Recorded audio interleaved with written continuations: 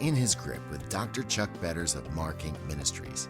Today we are reaching back into the archives. Today's message is titled Satan's Deep Dark Secrets, from the series Unveiling and Understanding Revelation. Each message is designed to help turn your heart towards Jesus and equip you to walk by faith. Let's join Dr. Betters in the sanctuary. We are going to continue our look today at the letters to the 7 churches, remembering that as we come to chapters 1, 2, and 3 of the book of Revelation, we have the first of the progressive parallelisms that the book is written in, telling the same story in different ways with varying intensity as we look at the book of Revelation as one all-encompassing story, told 7 different ways. Again, as I remind you, the book of Revelation is not in chronological order. In other words, as each progressive section ends, a new one picks up, but tells the same story, only with different symbols. So now we're looking at the time period between the first coming of Christ and the second coming of Christ, best described for us in chapters 2 and 3 as God unveils these messages to these 7 churches. Now, I do not believe the 7 churches are 7 church ages, although I believe you will find the characteristics of these 7 churches throughout the age of Christendom. I believe you will find Pergaminian churches and Thyatiran churches and Ephesian churches and Sardis churches scattered all around the world. Many of the characteristics of several of the churches are engulfing some of our congregations. But as we look at these 7 letters, we remember that they exist. These 7 churches exist in every age. However, the letters of chapters 2 and 3 were addressed to specific congregations. And in so doing, God uses the topography and the demographics of the area in which the church was located to bring home the message in symbols that the people of those cities would understand. Remember the letter to the church at Ephesus, the city of change, the city that constantly was changing. And in that particular letter, God used that consistent change principle to bring home the message to the Ephesian Christians that they had left their first love. You remember the letter to Smyrna, the city of life, the crown of Asia. You remember the letter to the church at Pergamum, the city of authority, the capital of the province of Asia. Today we come to the letter of Thyatira, probably the longest of the 7 letters, and yet the one city that we know most about, or least about, I should say, is the city of Thyatira. There is very little in recorded history about the city of Thyatira. And there's a reason for that. The reason was it was the least important of all the cities in Asia. None of the cities were as unimportant as Thyatira. The reason was it connected the capital, which was Pergamum, to the rest of the world. Thyatira was the city that formed what we call the garrison, or the first line of attack. It existed in order to protect Pergamum.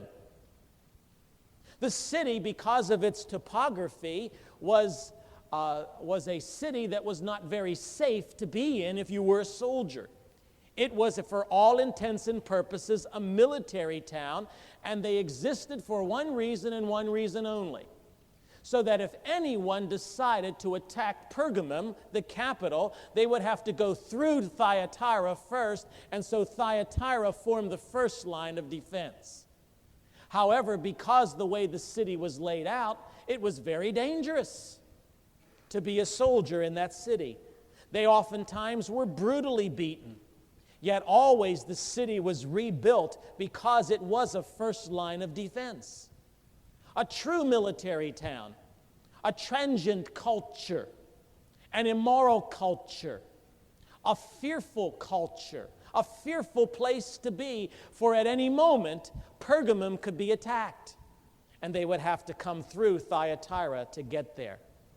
They were never able to fight anything but a delaying action to give the troops in Pergamum time to assemble so as to defend themselves.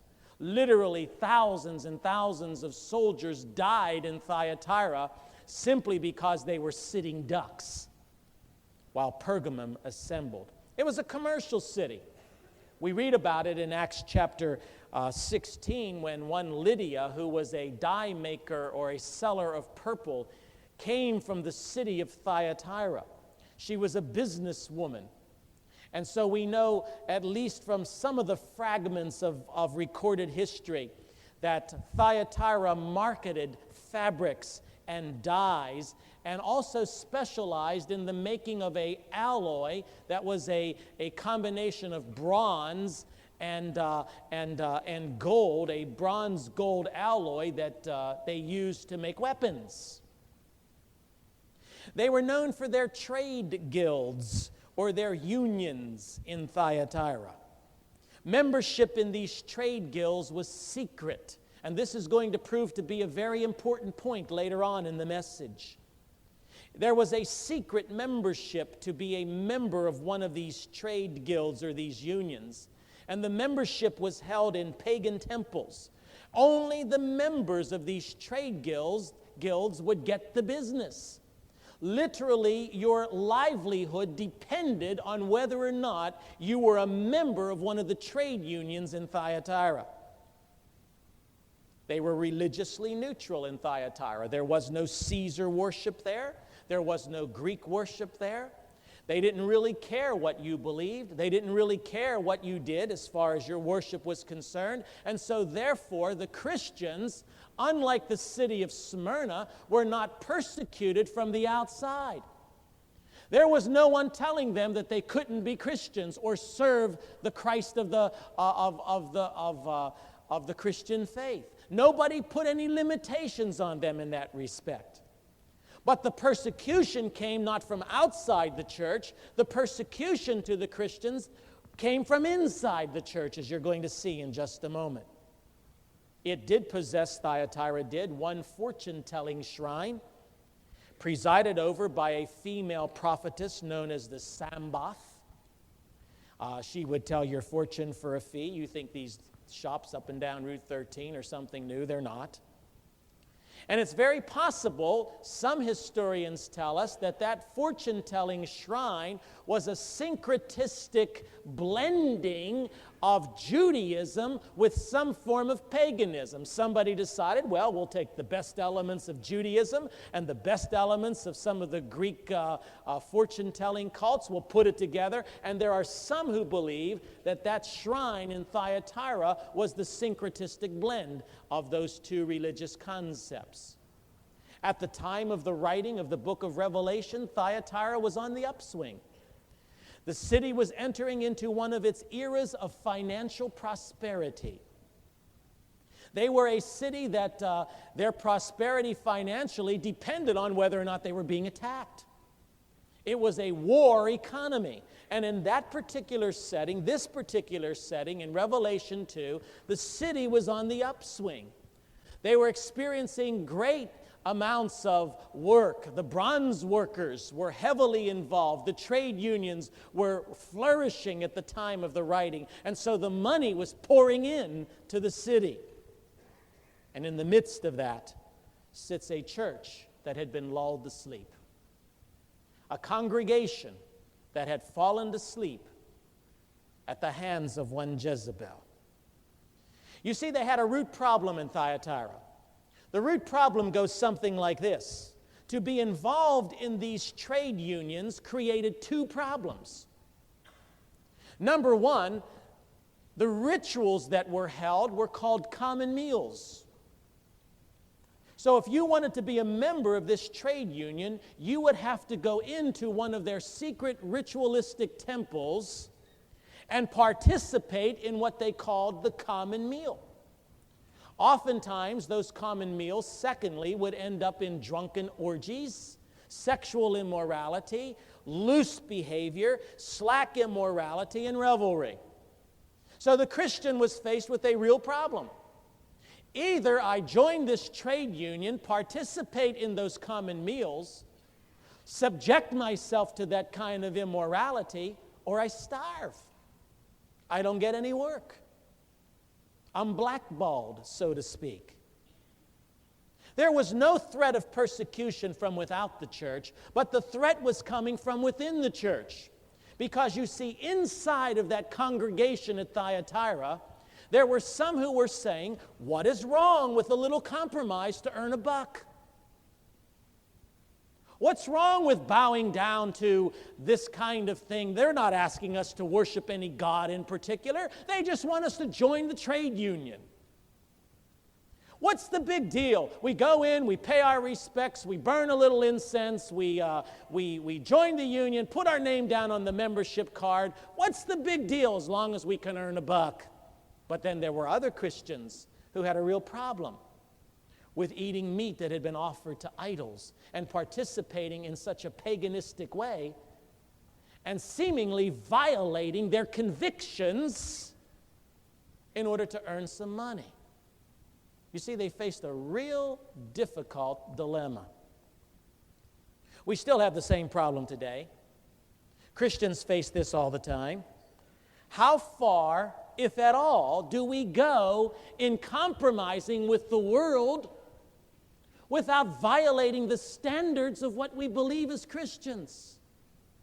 Notice the letter in verse 18, chapter 2 and verse 18. To the angel in the church at Thyatira write, these are the words of the Son of God, whose eyes are like blazing fire and whose feet are like burnished bronze. The eyes of fire, the feet of bronze, taken directly, by the way, from Daniel chapter 10, verse 6, where it speaks of the gaze of God stripping away all of our pretense and his feet showing us how immovable his law is. It's interesting he would use the analogy of bronze to a city that specialized and to trade unions that specialized in making this bronze alloy. So he references Daniel 10:6, and he says to them, my eyes are watching.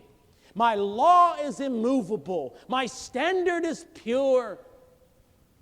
And by the way, any letter that begins this way is not designed to be some sort of soothing tranquilizer, but a warning and an exhortation. You can sense as the letter opens that the Son of God is about to say something that will impact the lives of these people and radically change them forever. This is what the Son of God says. My eyes are burning, my feet and my law is immovable. Then he commends them. Look at verse 19. I know your deeds, your love, your faith, your service, your perseverance, and that you are now doing more than you did at first.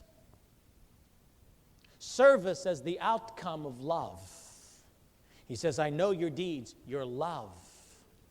The fruit of their love, deeds, works, labors. More at that time than when the church was first started. Endurance is the product of loyalty. And at least certain things that were better in the church at the point of the writing than when the church had begun. You see, this congregation was a hive of energy and activity that created a restless ferment in the congregation rather than a haven of peace. This was a busy church. They were involved in a lot of things. There was a lot of activity. There are many churches today you can walk into that are hives of activity. There are programs up and down the calendar, things going on, service-oriented projects, mission projects, outreach projects. Certainly there are churches that are busting at the seams with activity. Yet from within, they have caved in to the deep secrets of Satan, as the Thyatiran church did. And so he says, I know your deeds. I know what's going on. I know the activity of your church. I know what you're doing. I know that many aspects of your church life is better now than it ever was. But he says, I've got a problem. You look at verse 20 and 21, you'll find the source of the error. Nevertheless, I have this against you. You tolerate that woman Jezebel, who calls herself a prophetess. By her teaching, she misleads my servants into sexual immorality and the eating of food sacrificed to idols. I have given her time to repent of her immorality, but she is unwilling. That woman, Jezebel. Now, there are different translations as to what that means. Different commentators believe different things about who this woman Jezebel was. Some say, well, it really means that Jezebel of a woman. In other words, they're referencing the wife of Ahab in the Old Testament who had certain characteristics to her. And they're saying that this woman in Thyatira had the same characteristics of Jezebel. But her name really wasn't Jezebel. Some people say she was a Jezebel of a woman. And there are others who say, well, that this was a specific woman in the congregation. Some have maintained that she was the fortune-telling prophetess, the Sambath in the temple. I don't believe any of those things are accurate because I believe, first of all, he references her as that woman, Jezebel. That woman, Jezebel. Now, when you look at that in the Greek, one of the things that you will discover is that the word for woman, and by the way, I've warned my wife of this before I say this, that word for woman is the same word for wife. The words are used interchangeably. And literally, the translation can be, your wife, Jezebel. Now, who was the letter written to? Well, we see in verse 18, to the angel of the church at Thyatira, which initially we have told you, the good possibility here is that the letters were addressed to the pastors of the churches. And if you put all of that together, it's very clear who this Jezebel woman was. She was the wife of the pastor. Now, don't you, any of you, start calling my wife Jezebel. But from within the church, Jezebel had established her roots. And from her ministry, she was destroying the church with the deep secrets of Satan. However it is translated, this woman was the culprit. And certainly her character and even her name brings up to us the images of the Old Testament Jezebel. You remember her, the wife of King Ahab, the persecutor of Elijah the prophet? You remember how Elijah brought the prophets of Baal on top of Mount Carmel and called fire down from heaven and had them all killed? And as the result of that, Jezebel set out for his life, set the prophet Elijah into hiding, persecuting the man of God.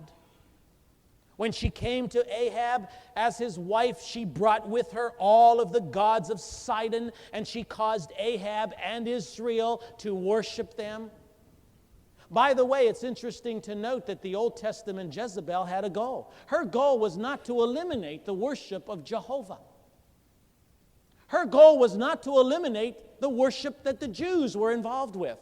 She didn't want to eliminate, she just wanted to add on the worship of some of the false gods. She wasn't there to eliminate Israel's worship of God, but to add to Israel's worship of God the worship of Baal.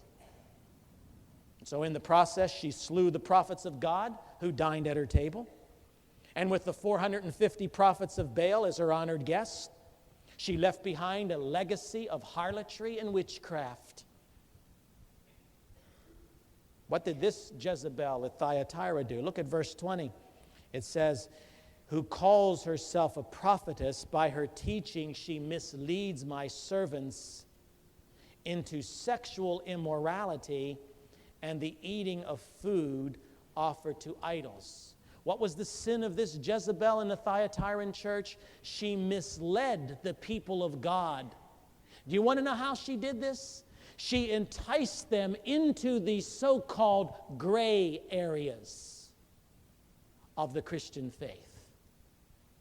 Not the black and white issues, but the gray areas. Antinomianism is a belief that the grace of God is what really is important, and that you can abuse that grace in any way. It doesn't matter what you do, because it's all covered by the grace of God. So go ahead and dive into those gray areas. Water down the faith. Add to the Christian faith the worship of Baal. Because the grace of God, they say, will cover it. Antinomianism. This problem was prevalent, by the way, in the Corinthian church as well. When you go back to 1 Corinthians chapter 8, and you notice verses 1 through 3 of 1 Corinthians 8, they had the same problem in the Corinthian church. Here were people who came to know Christ out of a pagan culture. And they were confronted with the question, is it right for us to eat meat that has been offered to idols? Go back to 1 Corinthians, hold your place in Revelation, and look with me at chapter 8. Same identical problem existed there. 1 Corinthians 8, he says, now about food sacrificed to idols, we know that we all possess knowledge. Knowledge puffs up, but love builds up. The man who thinks he knows something does not yet know as he ought to know, but the man who loves God is known by God. So then, about eating food sacrificed to idols, we know that an idol is nothing at all in the world, and that there is no God but one God, etc., etc. And he goes on to develop in chapter 8 a principle. The principle goes something like this. Eating the meat in and of itself, there is nothing wrong with that. There is nothing wrong with eating meat that has been sacrificed to idols. But there is a problem if eating that meat causes another brother who is a newer Christian to stumble. There is a problem if that other brother looks at your behavior and says you're no different than the rest of the world, is offended by that, and is caused to trip, is caused to fall. What Paul is saying at that point is, if it causes another brother to stumble, you sin against your brother, you wound his weak conscience, you sin against Christ, and then he says in verse 13, therefore, if what I eat causes my brother to fall into sin, I'll never eat meat again, so that I will not cause him to fall. There's a higher principle. If entering into the gray area causes your brother to fall, then make it a black and white area. If somebody stumbles and trips because they watch and observe your behavior, and it's a gray area, nothing may be wrong in what you're doing, but it's a gray area, then make it a black and white area, because there's a higher principle. That is, your brother cannot stumble. You have a responsibility to the weaker brother. It's a tough principle. Lack of discretion in the gray areas will open the doors to compromise in the black and white areas. Joining a simple trade union in Thyatira opened the doors to all kinds of sexual immorality and moral compromise. Joining the trade union was not in of itself wrong, but what it opened the door to, what it caused them to enter into, what was the result of their involvement in these trade unions was that they compromised in areas that were clearly marked in Scripture as forbidden. Sexual immorality, unacceptable behavior. And you see what happens to the Thyatiran church as this continues, as they continue to compromise in the so-called gray areas, and more people begin to stumble. You see what happened to the Thyatirans? What abhorred them in the beginning became acceptable in the end. What they thought was wrong and knew was wrong in the beginning became acceptable behavior in the end. It's a tough balance. You see, all the Christians needed to do to win over the heathens of their society, they thought, was speak their language. We've got to learn to speak their language. And all that they had to do to speak their language was to give a little. The answer was to be flexible. Loosen up. Don't be so tight. Don't worry so much about being perfectly holy. And in the process, Jezebel led the church into a spiritual union with Satan himself and watered down the distinctiveness of the faith. For what she defined as the gray areas really were black and white issues. They simply were not agreeable to her. For you see, to Jezebel, the higher principle was earning the buck. Thank you for listening to In His Grip, a ministry of Mark Inc. You just listened to the first part of Dr. Better's message titled Satan's Deep Dark Secrets from the series Unveiling and Understanding Revelation. You can download the full sermon at www.markinc.org. Visit us online at markinc.org, where you will find many free resources that offer help and hope to the hurting. Please help us keep In His Grip on the air with your gifts. Visit markinc.org, where you can safely give, or call us toll-free at 877-MARK-INC. No gift is too small. Thank you for listening and for your support.